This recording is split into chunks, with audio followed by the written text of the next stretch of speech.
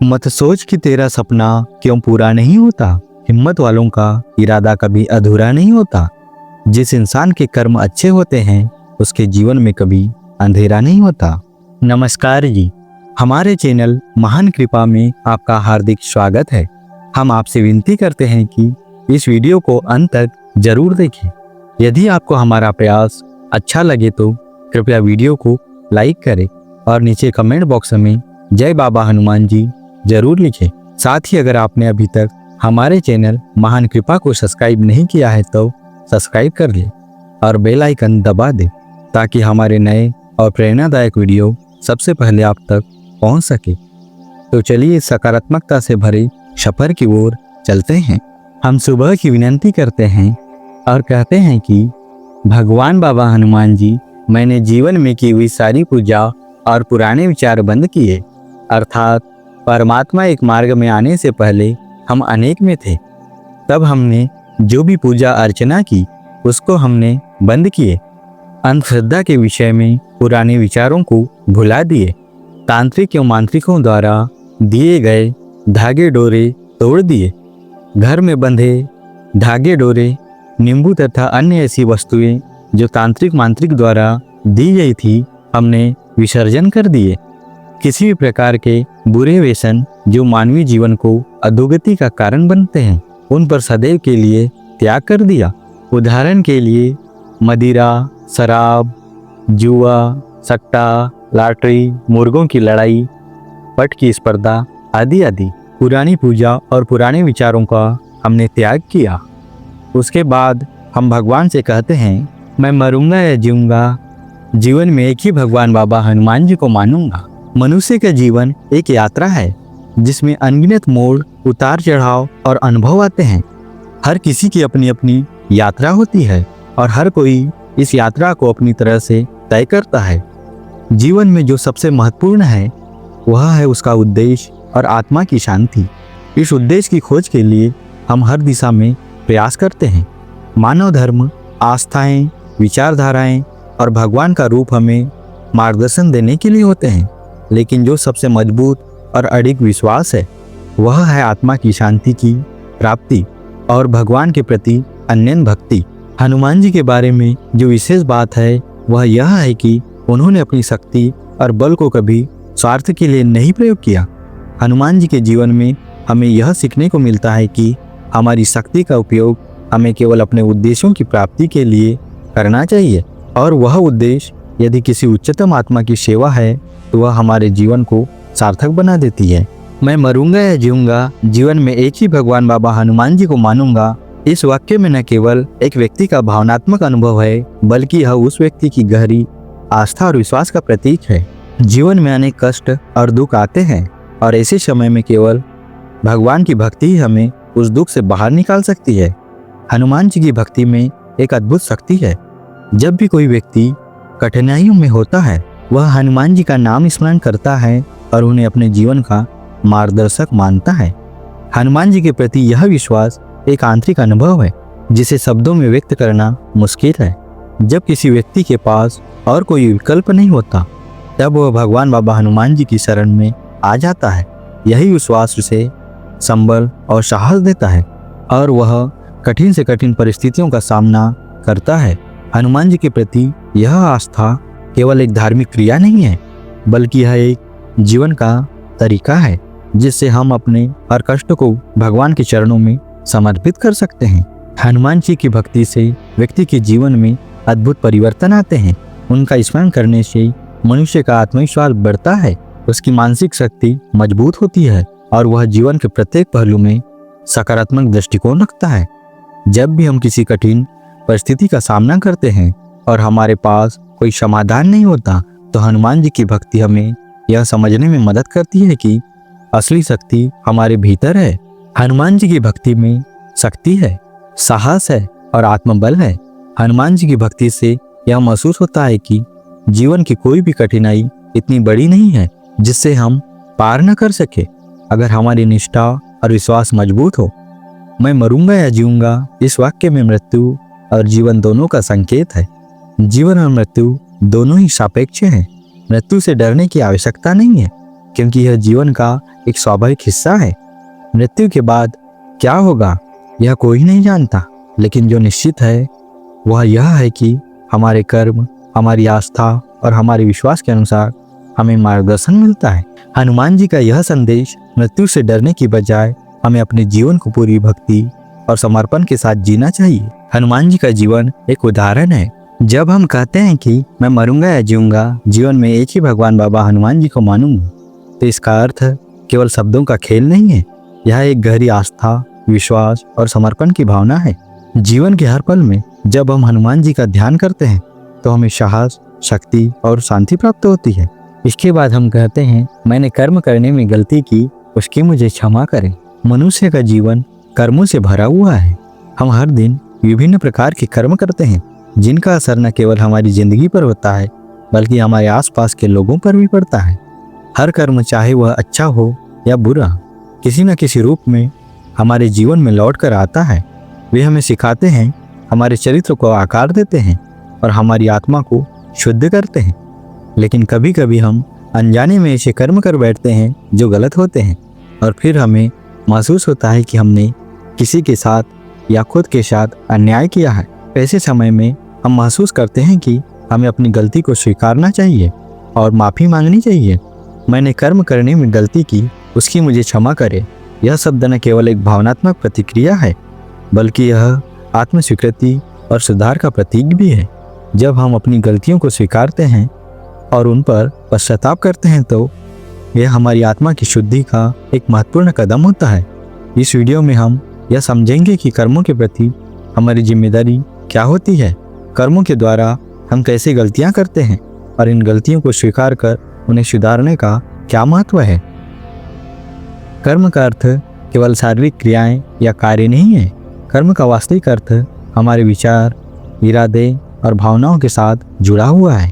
हमारे प्रत्येक कर्म का किसी न किसी रूप में परिणाम होता है। गीता में श्री कृष्ण ने कहा है, कर्मण्येवाधिकारस्ते मा फलेषु कदाचन। इसका अर्थ है कि हम केवल कर्म करने के लिए जिम्मेदार हैं, लेकिन उसके परिणामों के बारे में हमें चिंता नहीं करनी चाहिए। यह वाक्य हमें यह समझाता है कि हम कर्मों से जुड़कर उन्हें सही तरीके से करना चाहिए, लेकिन परिणामों के बारे में विचार करने के बजाय हमें सिर्फ ईमानदारी से अपना कर्तव्य निभाना चाहिए। हर व्यक्ति के जीवन में अच्छे और बुरे कर्म दोनों होते हैं। अच्छे कर्म हमें सुख, शांति और समृद्धि की ओर ले जाते हैं, जबकि बुरे कर्म हमें दुख, पश्चाताप और मानसिक कष्ट का सामना कराते हैं। हालांकि यह भी सत्य है कि कोई भी व्यक्ति पूर्ण रूप से अच्छा या बुरा नहीं होता। हम सभी अपने जीवन में कभी न कभी गलतियां करते हैं और इन गलतियों को स्वीकार करना और उनसे सीखना ही हमारे जीवन को बेहतर बनाता है।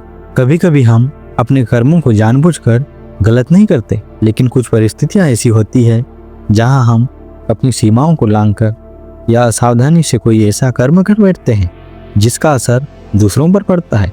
किसी अन्य व्यक्ति को आहत करना, उसके विश्वास को तोड़ना या अपने स्वार्थ के लिए किसी के अधिकारों का उल्लंघन करना, ऐसे कर्म जो गलत माने जाते हैं। इन कर्मों का असर न केवल उस व्यक्ति पर होता है बल्कि हमारी आत्मा पर भी प्रभाव डालता है।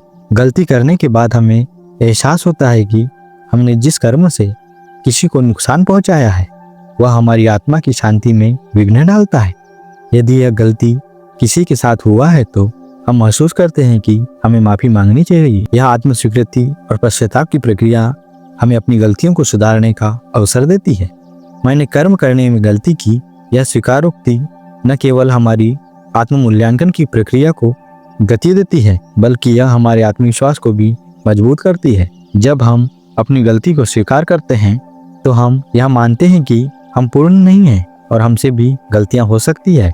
यह प्रक्रिया न केवल हमें मानसिक शांति देती है बल्कि हमें अपने व्यवहार में सुधार करने का अवसर भी प्रदान करती है। गलती करने के बाद सबसे कठिन काम होता है उसे स्वीकार करना। कई बार लोग अपनी गलतियों को स्वीकारने से कतराते हैं क्योंकि उन्हें डर होता है कि दूसरों के सामने उनकी छवि खराब हो जाएगी। लेकिन यह समझना जरूरी है कि हमें अपनी गलतियों को स्वीकारने से कोई शर्म नहीं होनी चाहिए। यह एक मजबूत व्यक्ति की पहचान है जो अपनी त्रुटियों से सीखता है और उन्हें सुधारने की दिशा में कदम बढ़ाता है। गलती करने के बाद पश्चाताप का महत्व बहुत अधिक है। पश्चाताप केवल पछताने का नाम नहीं बल्कि यह हमारी आत्मा की शुद्धि का एक माध्यम है। जब हम किसी के साथ बुरा करते हैं तो सबसे पहले हमें अपने किए हुए कर्मों पर ध्यान देना चाहिए और यह महसूस करना चाहिए कि हमने गलत किया है। इसके बाद हम उस व्यक्ति से माफ़ी मांगनी चाहिए जिससे हमने गलत किया है। पश्चाताप से यह भी पता चलता है कि हम अपनी गलती से सीख चुके हैं और भविष्य में उसे न दोहराने का प्रयास करेंगे। सुधार की प्रक्रिया में केवल माफ़ी मांगना ही पर्याप्त नहीं होता, बल्कि हमें अपने कर्मों को सुधारने के लिए ठोस कदम उठाने चाहिए। इससे न केवल हमारा आत्मिक उन्नति होती है, बल्कि रिश्तों में भी मजबूती आती है। क्षमा शब्द में अपार शक्ति है। जब हम किसी से माफ़ी मांगते हैं तो न केवल हम अपनी गलती का एहसास करते हैं, बल्कि उस व्यक्ति से भी यह उम्मीद करते हैं कि वह हमारे पश्चाताप को स्वीकारे और हमें एक दूसरा मौका दे। भगवान भी हमें सिखाते हैं कि जब हम गलत करते हैं तो हमें अपने कर्मों के लिए माफ़ी मांगनी चाहिए। यही प्रक्रिया इंसान के रिश्तों में भी लागू होती है। माफ़ी से हम न केवल अपने अंदर शांति का अनुभव करते हैं, बल्कि यह हमें और भी विश्वास और प्रेम प्राप्त करने का अवसर देती है। माफ़ी मांगने से हम अपने आंतरिक आत्म संयम और संयम को विकसित करते हैं और हम स्वयं को एक बेहतर इंसान बनाने की दिशा में अग्रसर होते हैं। कर्मों में सुधार करने के लिए हमें अपनी गलतियों से सीखना होता है। केवल माफ़ी मांगना और पश्चाताप करना पर्याप्त नहीं। असली सुधार तब होता है जब हम अपनी गलतियों से कुछ सकारात्मक शिक्षा प्राप्त करते हैं और भविष्य में उन गलतियों को न दोहराने का प्रयास करते हैं। इसके लिए हमें खुद के व्यवहार, विचार और इरादों पर काम करना पड़ता है। कर्मों में सुधार की दिशा में पहला कदम आत्म-मूल्यांकन करना और यह समझना कि हमने कहाँ गलती की। इसके बाद हमें उन कारणों को पहचानना होता है जिनकी वजह से हम गलत निर्णय लेते हैं। कभी कभी यह गुस्सा, अहंकार या स्वार्थ हो सकता है, लेकिन जब हम इन नकारात्मक भावनाओं को नियंत्रित करना सीखते हैं तो हमारे कर्म बेहतर होते हैं। मैंने कर्म करने में गलती की, उसकी मुझे क्षमा करे। यह वाक्य आत्म स्वीकृति, पश्चाताप और सुधार का प्रतीक है। हमें यह समझना चाहिए कि जीवन में गलतियां करना स्वाभाविक है, लेकिन उन गलतियों से सीखना और उन्हें सुधारना ही हमें सच्चे मार्ग पर ले जाता है। हमारी गलतियां हमें एक बेहतर इंसान बनने का अवसर देती है, बशर्ते हम उन्हें स्वीकार करें और सुधारने की दिशा में ठोस कदम उठाएं। सच्ची क्षमा तब होती है जब हम अपनी गलती का एहसास करते हैं, दूसरों से माफ़ी मांगते हैं और उन्हें सुधारने का प्रयास करते हैं। इस प्रक्रिया में हम अपने कर्मों के प्रति जागरूक होते हैं और उन्हें अच्छे, सकारात्मक और सच्चे मार्ग पर बदलने का प्रयास करते हैं। यही है आत्मिक उन्नति और जीवन में शांति की प्राप्ति का मार्ग। फिर हम विनंती में कहते हैं कि मैं बाबा के आदेश, सत्य, मर्यादा, प्रेम, 4 तत्व, 3 शब्द, 5 नियमों का जीवन में पालन करूंगा। ऐसा मैं सत्य वचन देता हूँ। हमारे जीवन में जो सबसे महत्वपूर्ण चीज है वह है दिशा और उद्देश्य। जब तक हमें जीवन का उद्देश्य नहीं पता होता, तब तक हम अपने रास्ते भटक सकते हैं। जीवन के सच्चे उद्देश्य को समझने और उसे सही तरीके से अपनाने के लिए हमें एक मार्गदर्शक की आवश्यकता होती है। इस मार्गदर्शक के रूप में महान त्यागी बाबा जुमदेव जी हमें सही दिशा दिखाते हैं। महान त्यागी बाबा जुमदेव जी जो हमें सही मार्ग दिखाते हैं, उनके आदेशों का पालन करना हमारी आत्मा की शांति और आत्मविकास का एक महत्वपूर्ण माध्यम बन सकता है। मैं बाबा के आदेश, सत्य, मर्यादा, प्रेम, 4 तत्व, 3 शब्द, 5 नियमों का जीवन में पालन करूंगा। ऐसा मैं सत्य वचन देता हूँ। यह शब्द केवल एक भावनात्मक प्रक्रिया नहीं है, बल्कि यह उस सच्चे आत्म संप्रेषण का प्रतीक है जो हमें अपने जीवन में उतारने की आवश्यकता है। जब हम बाबा के आदेशों का पालन करते हैं तो हम न केवल अपनी आत्मा को शुद्ध करते हैं, बल्कि अपने जीवन को सही दिशा में ले जाते हैं। हम उन आदेशों और नियमों पर विस्तार से चर्चा करेंगे जिन्हें हम अपने जीवन में लागू करके अपने जीवन को सही दिशा में मोड़ सकते हैं। ये आदेश, तत्व, शब्द और नियम न केवल एक धार्मिक दृष्टिकोण से महत्वपूर्ण है, बल्कि वे हमारे व्यक्तिगत और सामाजिक जीवन को भी बेहतर बनाने में सहायक होते हैं। जब हम बाबा के आदेशों का पालन करते हैं तो यह हमारी आस्था और विश्वास का प्रतीक होता है। बाबा के आदेश न केवल हमारे मानसिक शांति को बढ़ाते हैं, बल्कि वे हमें जीवन के कठिन मार्ग पर चलने के लिए साहस भी देते हैं।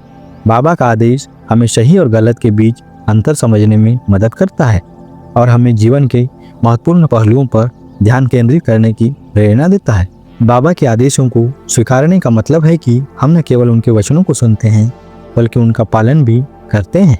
ये आदेश हमारे जीवन में एक मार्गदर्शन का कार्य करते हैं और हमें अपने उद्देश्यों की ओर सही दिशा में अग्रसर करते हैं। सत्य जीवन का सबसे बड़ा मार्ग है। सत्य न केवल शब्दों में बल्कि हमारे कर्मों में भी होना चाहिए। सत्य बोलना, सत्य के रास्ते पर चलना और सत्य का पालन करना जीवन की सबसे महत्वपूर्ण आवश्यकता है। भगवान और हमारे महान थे बाबा जुमदेव जी ने हमें हमेशा सत्य की ओर बढ़ने का आदेश दिया है। सत्य न केवल जीवन में एक नैतिक आदर्श है बल्कि यह हमारे आत्मविश्वास को भी मजबूत करता है। सत्य का पालन करने का मतलब है कि हम अपने जीवन में किसी प्रकार की झूठ, धोखा या छल से दूर रहते ही हमारे कर्म निष्कलंक होते हैं और हमें सच्चाई का सामना करने का साहस मिलता है। सत्य के रास्ते पर चलने से हमें न केवल मानसिक शांति मिलती है बल्कि हमारी आत्मा भी शुद्ध होती है। मर्यादा का पालन करना जीवन को व्यवस्थित और अनुशासित बनाता है। जीवन में अगर हम किसी भी कार्य को मर्यादा के साथ करते हैं तो उसका परिणाम हमेशा सकारात्मक होता है। मर्यादा का पालन न केवल हमारे व्यवहार में अनुशासन लाता है बल्कि यह हमें अपनी सीमाओं को पहचानने और उनका सम्मान करने की प्रेरणा देते हैं। मर्यादा का पालन करने से हम दूसरों के साथ अपने रिश्तों को मजबूत बना सकते हैं। किसी भी कार्य को मर्यादा के साथ करना हमें खुद के प्रति आदर और सम्मान का एहसास कराता है। मर्यादा का पालन करना जीवन में संतुलन बनाए रखने का एक महत्वपूर्ण तरीका है जो हमारी सोच, भावनाओं और कार्यों में स्थिरता लाता है। प्रेम जीवन का सबसे महत्वपूर्ण तत्व है। प्रेम वह शक्ति है जो दुनिया को जोड़ती है।